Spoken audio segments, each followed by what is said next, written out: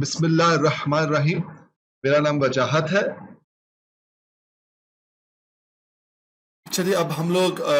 इस वीडियो में डिस्कस करेंगे कि एक बड़ी इम्पोर्टेंट कॉन्सेप्ट है बायस इनपुट का न्यूरल नेटवर्क्स के मॉडलिंग के अंदर। तो देखते हैं कि बायस इनपुट्स क्या होती हैं और इनका इनका रोल क्या है न्यूरल नेटवर्क्स के अंदर। अच्छा, इससे पहले हम लोगों ने पहली वीडियो में बात की थी कि हमारा जो एक न्यूरल नेटवर्क होता है नॉर्मली ये 4 स्टेप्स फॉलो करता है जब हम उसकी लर्निंग या ट्रेनिंग करवा रहे होते हैं। स्टेप 1 में वो बेसिकली एक्टिवेशन कंप्यूट करता है। आपके पास स्टेप 2 के अंदर हम उसको एक फंक्शन से गुजारते हैं और एक्टिवेशन लेवल ट्रांसफॉर्म होता है हमारे आउटपुट y के अंदर, और फिर y को यूज करते हुए हम लोग किसी किस्म का एरर के कंप्यूट करते हैं और फिर इस एरर के बेसिस के ऊपर हम अपने जो वेट्स हैं उनको चेंज करते हैं, और फाइनली ये जो आपका जो प्रोसीजर है तब तक रिपीट होता रहता है ये लूप के अंदर जब तक आपका जो एक न्यूरॉन है वो ट्रेन नहीं हो जाता। अब हम अज्यूम करते हैं कि हमारा जो एक न्यूरॉन है जब वो प्रोसेस कर रहा होता है इंफॉर्मेशन को, तो एक्टिवेशन निकालने के लिए वो ये फॉर्मूला यूज कर रहा होता है, इसने पहले बात की है, और वेट्स को चेंज करने के लिए वो किसी को इनको इस्तेमाल कर रहा होता है। और अपकमिंग वीडियोस में हम बात करेंगे कि जो डेटा W है ये कैसे कैलकुलेट किया जाता है। अच्छा, जब हमारा नेटवर्क ट्रेन हो जाता है तो फिर हमारे पास दो ही स्टेप्स होते हैं। एक स्टेप 1 में हम एक्टिवेशन निकालते हैं, स्टेप 2 में हम वाई निकाल लेते हैं क्योंकि हमारा नेटवर्क ट्रेन हो चुका हुआ। इन आइदर केस अगर देखा जाए, चाहे वो ट्रेनिंग मोड में है चाहे वो रियल टाइम मोड में काम कर रहा है, दोनों केसेस के अंदर जो चीज इंपॉर्टेंट है वो ये है कि हमारे पास आउटपुट कैलकुलेशन, एरर कैलकुलेशन और वेट्स की चेंजिंग या रन टाइम के अंदर आउटपुट की कैलकुलेशन, दोनों केसेस के अंदर सब कुछ जो बेस कर रहा है वो कर रहा है एक्टिवेशन लेवल के ऊपर। ठीक है, अब देखते हैं कि जो एक्टिवेशन लेवल है इसको हम लोग कैसे देखते हैं। अगर हम देखें कि जो हमारे पास टेक्निकली जो न्यूरॉन है वो है क्या, अगर हम इस तरह से देखें तो एक न्यूरॉन बेसिकली एक फंडामेंटली एक फंक्शन है। लेट्स से एक फंक्शन जी है जो कि हमारे पास x1 x2 से लेके xn तक जो डिफरेंट इनपुट्स हैं वो लेके जा रहा है, और इन x1 से लेके xn तक की इनपुट्स को वो एक तरीके से प्रोसेस करने के बाद आपको एक आउटपुट y दे रहा है। ठीक, अगर हम इस तरीके से देखें तो जब हमारा एक न्यूरॉन ट्रेन हो जाता है या हमारा जब एक न्यूरल नेटवर्क ट्रेन हो जाता है तो वो फंडामेंटली एक फंक्शन ही है जो कि हमें एक आउटपुट y दे रहा है। इस पॉइंट ऑफ व्यू से देखा जाए तो हमें ये समझने की जरूरत है कि जब हमारा एक फंक्शन होता है, जब उसको हम चाहे तो प्लॉट कर सकते हैं, तो हम जब इस न्यूरॉन को प्लॉट करते हैं और जब हमें डाटा सेट दिया जाता है तो फिर क्या होता है। लेट्स अज्यूम दिस थिंग कि हम चाहते हैं कि हमारा न्यूरॉन जो सा है या हमारा जो न्यूरल नेटवर्क है वो एक डाटा सेट को लर्न करे। अभी फिलहाल ये इंपॉर्टेंट नहीं है कि वो डाटा सेट क्या है, वो डाटा सेट कुछ भी हो सकता है। और मैंने डिस्कशन के लिए एक डाटा सेट को अज्यूम करते हुए उसको यहाँ प्लॉट कर दिया। देखिए ये डाटा सेट जो भी है फिलहाल इससे हमें कोई मतलब नहीं है, जो भी डाटा सेट है उसको मैंने लिया और एक इस तरीके से प्लॉट कर दिया। डाटा सेट की जो भी वैल्यूज थी,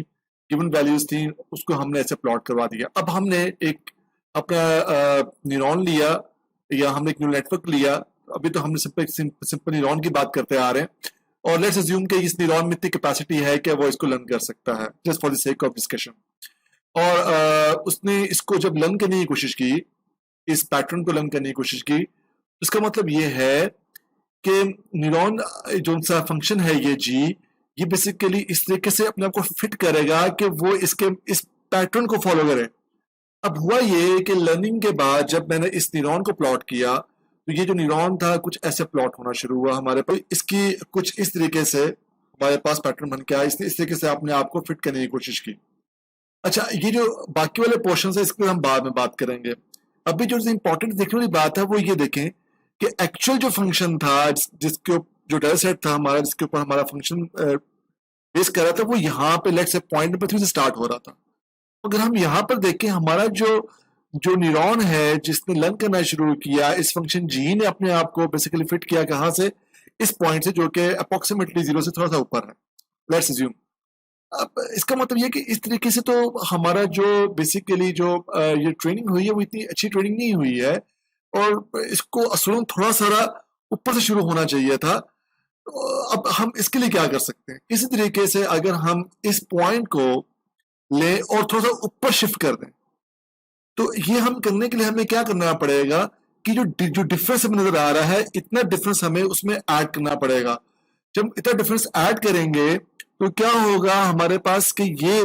जो पॉइंट है, स्टार्टिंग पॉइंट, इसका इस पॉइंट को मैप हो सकता है जो कि उस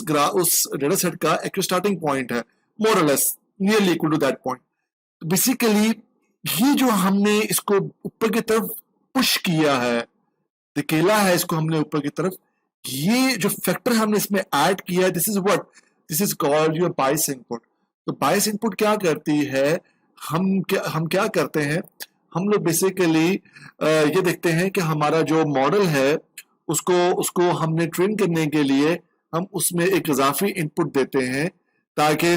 हमारा जो नेटवर्क है वो उसके मुताबिक फिट हो सके।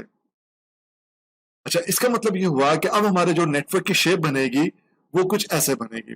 कि देखें कि अब हमने जब बायस इनपुट डाल दी तो बायस इनपुट डालने की वजह से हमारे पास अब जो जो जो न्यूरल नेटवर्क है उसकी शेप क्या होगी, x1 x2 से लेके xn तक, और साथ में इसमें एडिशनल इनपुट आ गई, वो क्या है हमारे पास, ये b है। इसका मतलब ये है कि अब हमारी ये जो पूरी की पूरी इक्वेशन थी ये एक्चुअली चेंज हो जाएगी और इसमें एक और एडिशनल इनपुट आ रही है और वो हमारी क्या है, बायस इनपुट है। अब यहाँ पे एक बात समझने की जरूरत है कि जो न्यूरल नेटवर्क्स होते हैं ये इस बायस इनपुट को भी लर्न करते हैं ताकि वो ये देख सकें कि कितना फैक्टर ऐड करना है कि जो नेटवर्क है वो प्रॉपर तरीके से लर्न कर सके या प्रॉपर तरीके से अपने आप को फिट कर सके।